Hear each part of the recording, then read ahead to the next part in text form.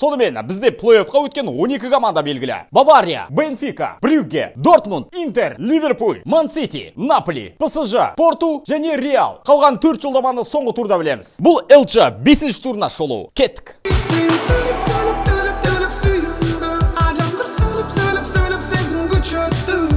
Маусым ортасында тренер ауыстырып Элче жеңетін клуб плей-оффта. Челси Поттер тізгінінде әлі жеңілсіз күйде. 6 жеңіс, 3 тең ойын. Және Элчедағы алғашқы 4 ойында жеңілмеген Челсидің 2012-ден бергі алғашқы бапкері Роберто Ди Маттеодан кейінгі. Мен Вики Данияр Дарабоз. Ювентус Элче тарихында алғаш рет бірінші тайымда 3 гол өткізіп алды. Бенфикадан сырт алаңда қарт құрлықтың теңдессіз додасымен қоштасты. Қарт сеньора эмблемасы төңкерілді. Жігіттер, қайда ұшып барамыз? Еуропа лигасына. 13-14-тен бері олар алғаш рет плей-оффқа шықпады. Ал клуб басшылығы бұл масқарадан кейінде Аллегри қызметте қалады дейді. Юве фанаттарына сабыр берсін. Финалға шығуымыз өте қиын болды. Бірінші ойын, екінші ойында қиын болды. Ман-Сити Гвардиола бапкерлігінде 25 пенальти соға алмады. Мүмкін тағы 100 лямға бір пенальти алу керек шығар. Договорняк деген не нәрсе десеңіз, Сити Дортмунд ойын қайталап көріңіз. Тау мен тау жолып қалса да адам мен адам жолығады. Ассаляму алейкум. Халанд жарақат алып қалды матчта. Ничего, жазылар. Төсектегі шайқас. Ой. Париждегі шайқас. 18+. Маккабиде енді Элчеға келмейтін етті, ПСЖ. Келесің ба, келмейсің ба? Ертең кетіп баратып Түркістанға. Мессидің мундиалға дайындығы керемет. Жалпы турнирлерде осы маусымда 18 ойын, 15 гол, 12 ассист. Маккабиге дубль жасап голдан, нәтижелі пастан да сон танытты. 2+2. Элчедағы голдар саны бойынша Кришке жетуге 11 ғана гол қалды. Қалай ойлайсың? Клуб жете ала ма? МНМ кеше бірлескен түрде 5 гол соғып 4 ассист жасады. Еуропадағы дәл қазіргі сәттегі үздік трио. Бұл үшеуі ПСЖ-ның Элчедағы соңғы 18 голының соғылуына атсалысқан монстрлар корпорациясы. Реал маусымдағы алғашқы жеңілісіне ұшырады. Лейпцигтен. Дәл қазіргі сәтте Барса және Реал фандар.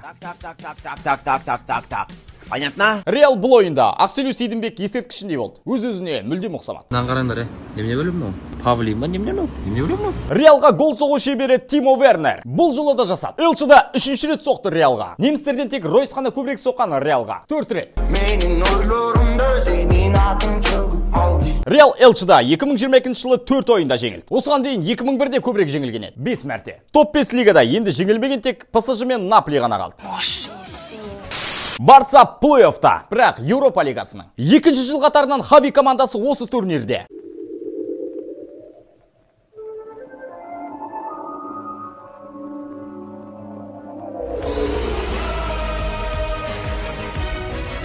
Интер Виктория қарсы ойында Виктория жасап Элче плей-оффна өтті. Бұл топта Интердің өзі Барсаны сүйреп Еуропа лигасына шығарып тастаған. Бавария қарсы ойында Барса тағы асқазанға түсті. Бавария оларды Элчеда 6-ші матч қатарынан жеңіп отыр. Жалпы есеп 22-де 4. Мюнхендіктер болса Элче группасында 12-ші матч қатарынан жеңіп отыр. Бұл турнир рекорды. Ал Нагельсман Барсаны Элчеда қатарынан 4 ойында жеңген алғашқы бапкер. Және барлығында да құрғақ. Выходи за меня. Нет. Скажи да. Нет. Да. Нет. Лева Бавария қарсы ойнап гол соқсам тойламайым деді. Қайдағы тойлау? Голда жоқ қой. Әлде тойламау үшін гол соқпады ма? Логично. Демек, өз сөзінде тұр. Енді матчтарды четверг күні өткізетінді білгендегі сенің түрің. Еуропа лигасы Элчедан қызықпа деймін биыл. Лева, Роналду.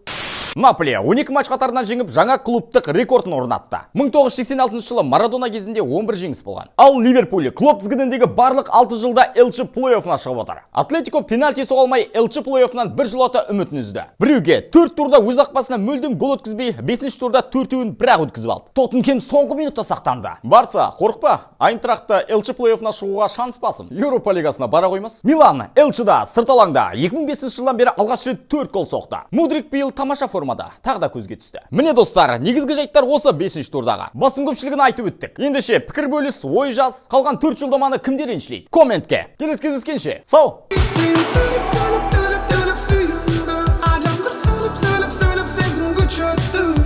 Кел бері, қолыңды созмаған еңбектен тербеле, билесін өзгелер бұл бетпен сөз берем, ақталат маңдай тетерлеткен еңбектен.